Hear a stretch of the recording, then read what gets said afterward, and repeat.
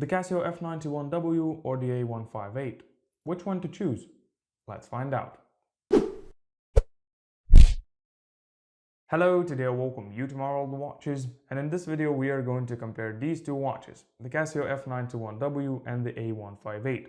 So I keep seeing more and more young people wearing the A158 when I go to the town, which is great in my opinion, and I thought it would be fun to compare the two as I have access to both of them. Then I went to see if this video has been done already, and actually Ben Arthur has done a video about this topic. I'll leave a link in the description down below if you're interested, but I wanted to give you my version of it, so here we are. These watches are very similar but also very different at the same time, so I'll try to show you the differences between them, and maybe this video will help you to decide which one should you go for. Let's take a look.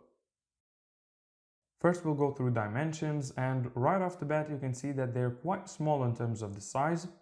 The F91w is 34mm in diameter, 38.5mm lug to lug, 9mm thick, has a lug width of 18mm, tapers down to 16mm at the clasp, and weighs around 22 grams. Here's how it looks on my 7-inch wrist.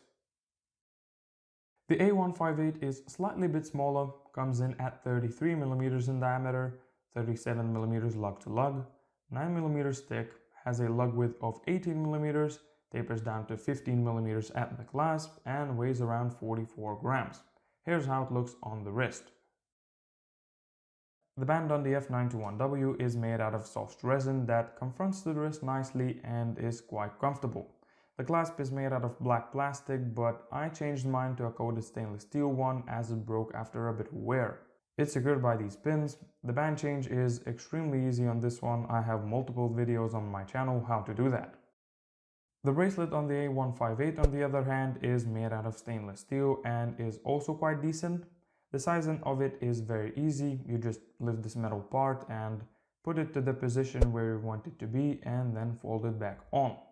Some people actually have a problem with this bracelet as it has a tendency to pull the arm hair, but for me that's not the case.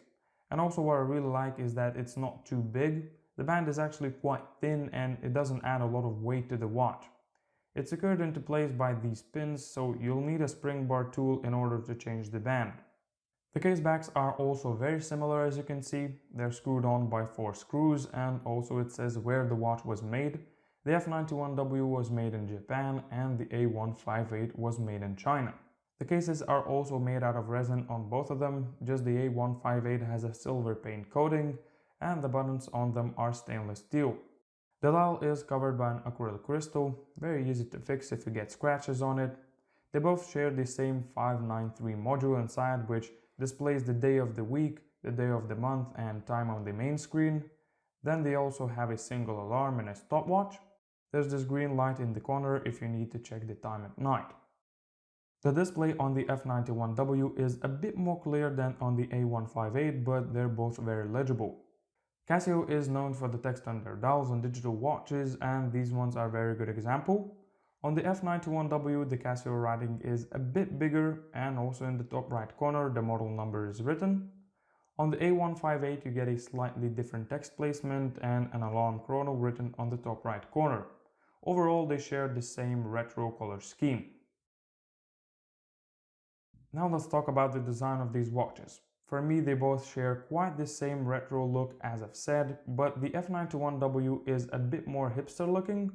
It doesn't stand out on the wrist and you hardly even notice it yourself. Because of the black color it appears more stealthy. I personally use it as a kind of a work watch. It's extremely light on wrist so it doesn't get in the way when you're working. Also the good thing is that it's way more water resistant than it claims to be.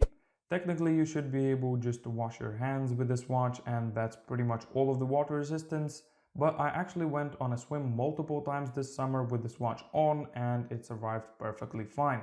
So when it comes to the durability and design, this one is a true beater watch. The A158 is more on the retro side, very casual looking watch. Because of the stainless steel band and silver color case, you can wear it with pretty much any outfit. Shirt and shorts, jeans and a t-shirt. I once even paired it with a suit. The design is again a classic one, and also I think it makes a great one watch collection.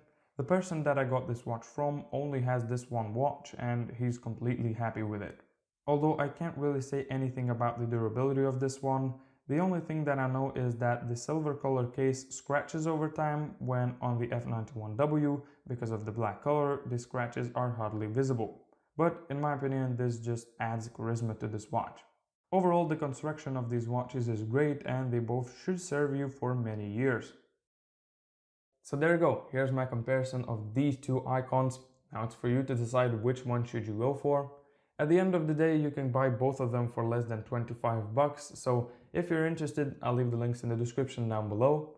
In my opinion, they're both great value for money watches that come from a brand with a lot of history and experience, so you know that you're getting a quality product. And as always, if you have any sort of questions or suggestions, please leave them in the comments down below. And if you like my video, please leave a like and also subscribe to the channel. And also hit that little bell so you'll get notified when I upload a new video. And now thank you for watching. I'll see you next time.